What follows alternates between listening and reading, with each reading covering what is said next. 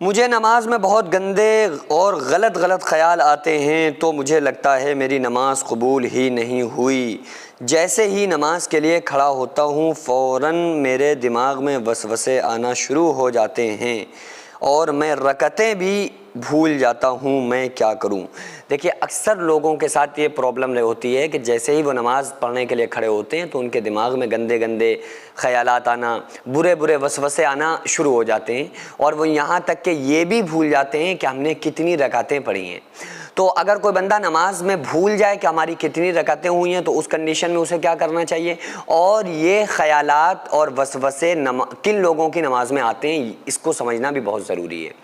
دیکھیے جو وسوسے آتے ہیں وہ دو وجہوں سے آتے ہیں۔ ایک وجہ تو یہ ہے کہ بندے کے ذہنی خیالات ہوتے ہیں، لیکن اگر آپ کو نماز میں گھر کے، کاروبار کے، بزنس کے، کام کے، کاروبار کے خیالات آ رہے ہیں نا، تو یہ تو عام طور سے ذہنی خیالات ہوتے ہیں کہ بندہ جو سوچ رہا تھا تو اب جیسے ہی وہ نماز میں کھڑا ہوا تو فوراً حساب لگانا اس میں شروع کر دیتا ہے، نماز میں سارے کاروبار کا حساب کرنا شروع کر دیتا ہے۔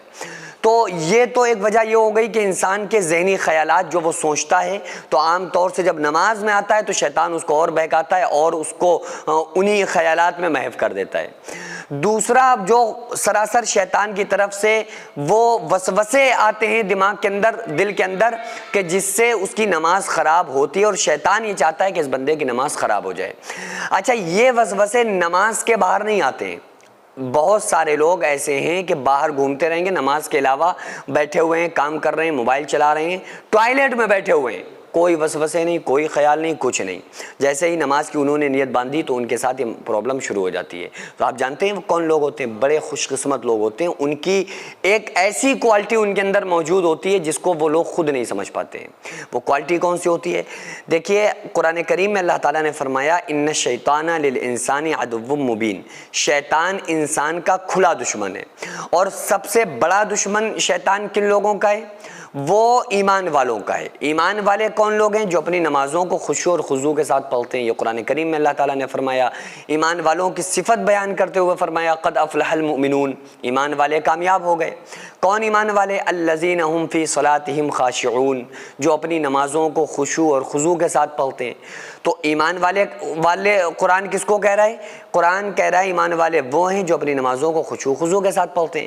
تو جو شیطان سب سے بڑا دشمن ہے وہ ان لوگوں کا ہوتا ہے جو سب سے زیادہ ایمان والے ہوتے ہیں۔ اب کوئی بندہ شرابی ہے، کوئی جوا کھیل رہا ہے، کوئی رشتہ داروں سے لڑ رہا ہے، کوئی بندہ زانی ہے، کوئی گناہگار ہے، فاسق فاجر ہے، گناہوں کا مرتکب کوئی بندہ، تو شیطان کبھی ان کے دلوں میں جا کر وسوسے پیدا نہیں کرتا ہے، کبھی ان کو جا کر اس کو بہکانے کی تما نہیں ہوتی ہے، کوشش نہیں کرتا ہے کہ یار انہیں بہکائیں، کیونکہ وہ آلریڈی بہکے ہوئے ہیں، وہ تو آلریڈی شیطان کے پیروکار ہیں، وہ تو آلریڈی شیطان کی بات ماننے والے لوگ ہیں۔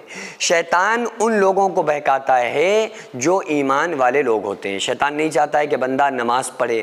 جب بندہ اپنے نفس کو کچل کے اللہ کے سامنے آ کر نماز میں کھڑا ہوتا ہے تو پھر شیطان یہ چاہتا ہے کہ ہم اس کی نماز کو خراب کریں، اور وہ نماز کو خراب کرنے کا اس کے پاس صرف ایک آپشن ہوتا ہے کہ اس کے دماغ میں وسوسے پیدا کریں، گندے خیالات کو ڈالیں، جس سے یہ خیالات میں پڑھ کر اپنی نماز میں کی طرف سے اس کا دھیان ہٹ جائے۔ تو اگر آپ کو نماز میں خیال آ رہے ہیں تو آپ سمجھ لیں کہ کہیں نہ کہیں شیطان آپ کا بڑا دشمن ہے اور وہ چاہتا ہے کہ آپ کی نماز خراب کر دیں، اور کہیں نہ کہیں آپ کی نماز مقبولیت کے درجے تک کو پہنچ رہی ہے، جبھی تو شیطان آپ کی نماز کو برباد کرنے کی کوشش میں لگا ہے۔ تو اس وقت میں آپ کو دو کام کرنا چاہیے۔ پہلا کام یہ کہ آپ نماز کو طویل کر دیں، نماز میں اور زیادہ خشوع خضوع پیدا کریں، نماز میں وسوسے آ جائیں نماز کو اور طویل کر دیں۔ آپ کہہ دیں یا عہد کر لیں اگر ہماری نماز میں وسوسے آئے اور ہم رکعتیں بھولے تو ہم نماز کو دہرائیں گے، تو شیطان بھی کہے گا بھائی یہ کہاں پھنس گئے یہ تو ہم سوچ رہے تھے اس کی نماز کو خراب کر دیں وسوسوں کی وجہ سے، یہ تو نماز کو دوہرا دے رہا ہے، یہ تو نماز میں ذرا سے خیالات کی وجہ سے نماز کو دوہرا کے دوہرا اجر اللہ تعالیٰ سے لے رہا ہے۔ تو شیطان آپ کا پیچھا چھوڑ دے گا۔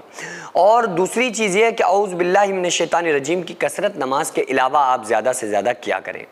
تو بہرحال یہ ہے کہ اگر آپ کے دماغ میں خیالات آ رہے ہیں تو آپ کو کوشش یہ کرنا چاہیے کہ ان وسوسوں کو دماغ سے، دل سے نکالیں۔ اب اگر کوئی بندہ رکعتیں بھول گیا ہے تو اس کنڈیشن میں کیا کرنا ہے؟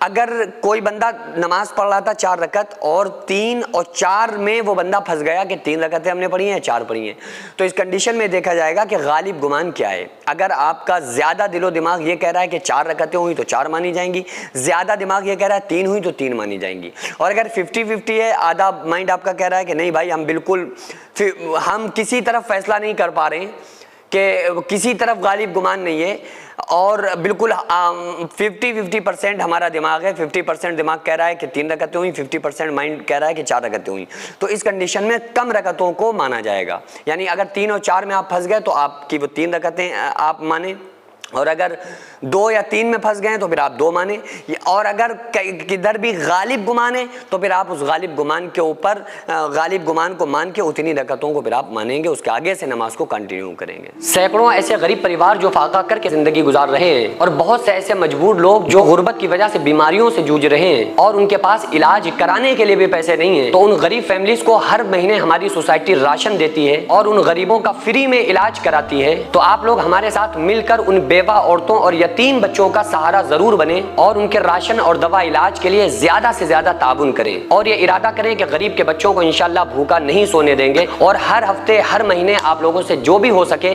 آپ تعاون ضرور کریں۔ ان کو 10-10 سال سے جو لوگ بستر پر پڑے ہوئے ہیں، انشاءاللہ تعالی ہم سب مل کر ان غریبوں کا علاج بھی کرائیں گے، اور ہر مہینے انشاءاللہ تعالی ان غریبوں کو ہم راشن پہنچائیں گے۔ یہ سوسائٹی کا اکاؤنٹ نمبر ہے اور یہ اسکینر ہے، آپ لوگ اس اکاؤنٹ پر یا اس اسکینر کے ذریعے آپ غریب فیملیز کی ہیلپ کر سکتے ہیں۔